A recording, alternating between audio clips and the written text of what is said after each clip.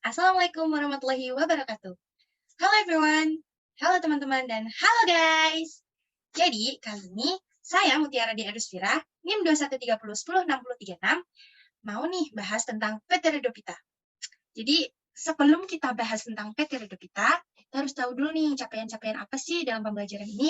Jadi, capaian pembelajaran yang akan kita bahas pada kali ini yaitu yang pertama ada ciri umum PT Redopita, morfologi tubuh PT Redopita, klasifikasi PT Redopita, reproduksi PT Redopita, dan manfaat serta keuntungannya dari PT Redopita.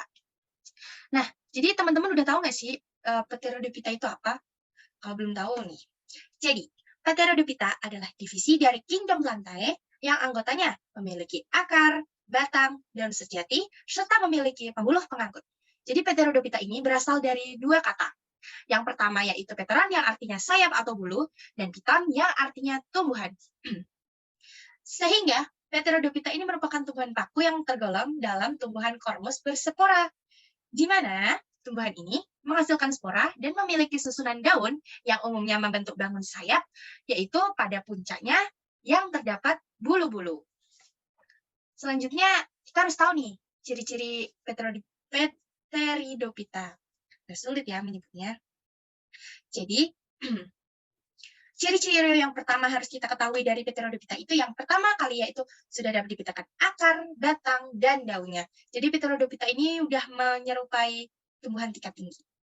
Yang kedua yaitu berkembang biak dengan spora yang terbentuknya pada sporanium. Letaknya ada di permukaan veteral atau di ketiak daun.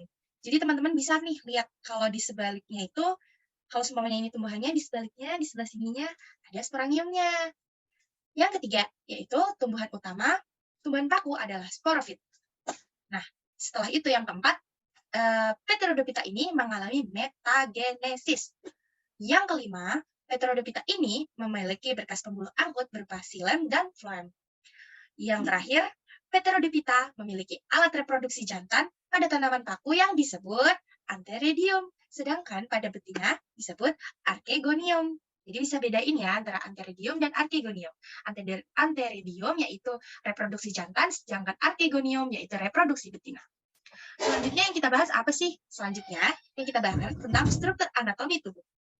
Jadi Pteridopita ini merupakan organisme multiseluler serta eukariotik, yaitu artinya selnya ini memiliki membran inti di dalamnya.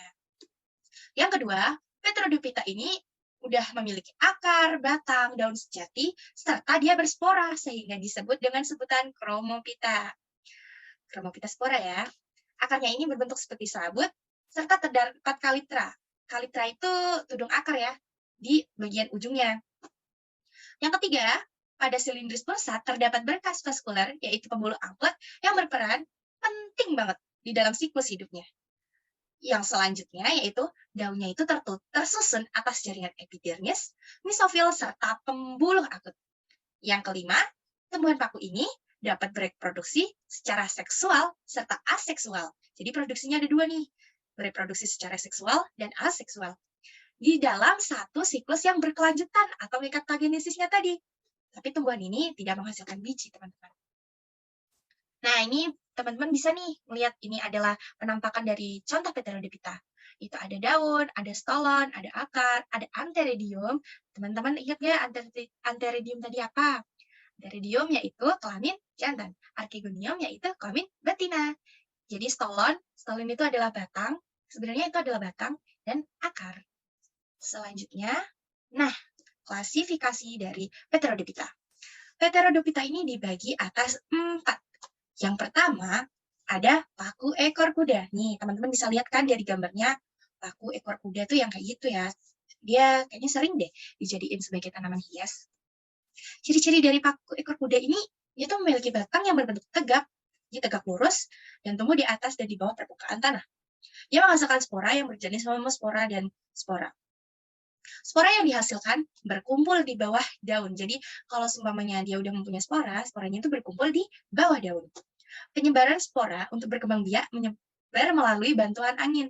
Jadi kalau sporanya udah matang, dia disebarkan melalui angin. Jadi kalau ada angin berhembus, sporanya ikut menyebar. Contoh dari paku ekor kuda ini Equisetum arvense. Selanjutnya, adalah Pakulicophsida. Pakulicophsida ini terdiri dari daun sejati, batang, dan akar. Pakulicophsida sendiri ini menempel pada tumbuhan lain sebagai media untuk hidup. Jadi dia bisa dikatakan seperti apa ya? Anggrek yang menempel pada tumbuhan lain untuk hidup.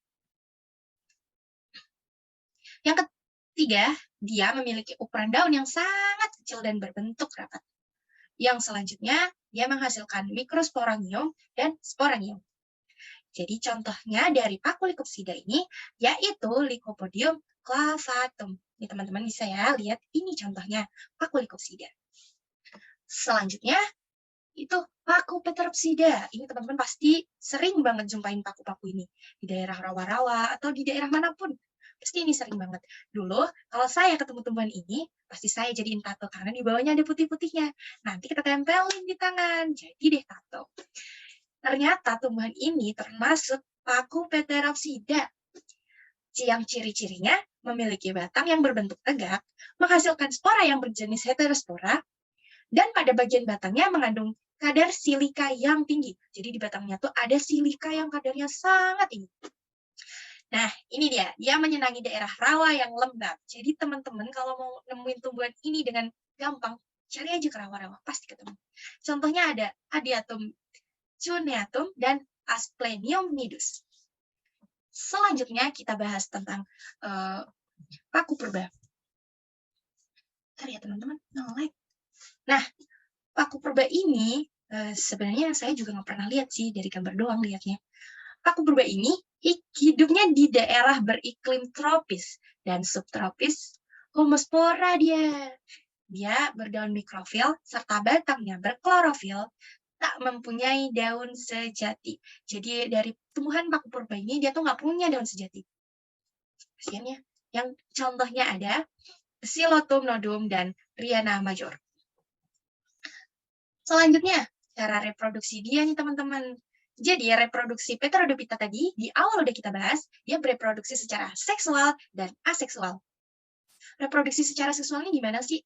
Jadi reproduksi secara seksualnya itu melalui reproduksi generatif. Tumbuhan paku melalui pembentukan sel kelamin jantan dan sel kelamin betina. Jadi untuk bereproduksi secara seksual, dia harus membentuk sel kelamin jantan dan sel kelamin betina. Jadi harus ada pembuahan ya teman-teman. Yang kedua, reproduksi aseksual. Reproduksi aseksual Pterodophyta ini menggunakan stolon yang menghasilkan gema atau tunas. Jadi di gambar tadi yang ditampilkan di awal itu kan ada stolon yang udah disebutin tadi. Jadi dari stolon itu nanti akan tumbuh bakal Pterodophyta yang baru yang disebut mikro. Selanjutnya ada manfaat. Jadi manfaat Pterodophyta ini apa sih? Apa dia tuh bermanfaat dalam kehidupan sehari-hari? Jadi Pterodophyta ini juga bermanfaat loh buat kehidupan kita. Yang pertama, dia bisa jadi pupuk hijau untuk tanaman seperti azolla yang bersimbiosis dengan anabaina axola. Dia juga bisa sebagai bahan campuran obat herbal seperti Pakulicodium clavatum dan Aspidium vilimax. Ada juga paku yang bisa dimanfaatkan untuk sayuran seperti pakis dan daun semanggi. Dia juga bisa melindungi tanaman. Jadi tanaman, karena paku ini tuh dia keras, tanaman yang sekiranya lunak, dia bisa dilindungi, dikelilingi oleh paku. Jadi tanaman itu ya merasa dirinya aman lah. Oke, mungkin sekian pembahasan dari Pterodophyta yang bisa Mutiara sampaikan. Semoga apa yang Mutiara tadi sampaikan bisa bermanfaat buat teman-teman semuanya.